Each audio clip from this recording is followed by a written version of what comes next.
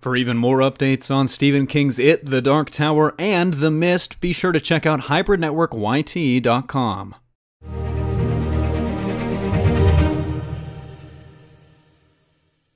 Hello everyone, welcome back to the Hybrid Network and one of our journeys into The Mist, the novella by Stephen King that explores a quaint little town that's been thrust into a Lovecraftian nightmare, where after a mysterious mist floods the town of Bridgeton, Maine, the denizens of the town must test their resolves against hordes of unearthly creatures. One of the biggest aspects of the book is just this sense of uneasiness and ultimately the vast unknown. I mean, we learn later on that the Arrowhead Project had something to do with the mist, but in the moments leading up to this reveal, there's just no explanation for what the mist is and where those creatures came from. Well, sort of. Even after learning about Arrowhead and their role in these developments, it's unclear what exactly the creatures are. Is there just some universe where they exist and we opened up a portal to it? Well, that's close, but it's not exactly right. First off, it's not exactly another world so much as it is a space between dimensions. It's like these little pockets that exist on the fringe lines of alternate realities, deep, dark, and filled with terrible creatures. These are called Todash spaces, and the creatures within are called, well, Todash monsters. They occupy this space in between worlds, driving anyone that should so happen to come into contact with them utterly mad before killing them. How could you even come into contact with this space in between worlds, though? I mean, essentially the Arrowhead Project opened up a tear to another world, one that many fans have deduced being a thinny, which is essentially a point where the fabric of a reality is weakened and can allow passage into the Todash space or into other dimensions, though the latter is particularly rare. The Arrowhead Project, while never outright stated to be responsible for the mist, could have tapped into one of these thinnies, experimenting on it to the point where they could create a doorway between the Todash space and their reality. However, detailed in the original script for the 2007 film, the Arrowhead Project had finally managed to open a small rift through this thinny. However, the storm that was occurring at the time managed to strike the base with lightning, which caused the rift to grow wider and allow the mist and Todash creatures to spill out into our world, causing the grim events of the novella and the film. Why does this space even exist, though? Well, introduced within Stephen King's Dark Tower series, characters within the books are able to travel between worlds utilizing certain channels and means, the process of this being called going Todash. There's a number of ways to actually go Todash, but all of them have the huge risk of being stuck within the Todash darkness, where all manners of creatures dwell. Where these creatures came from is a bit of a mystery, though some speculate that the monsters have some relation with the denizens of the Prim, the primordial darkness where Gan and the multiverse rose from, and the thing that the Crimson King wishes to bring back to its former glory.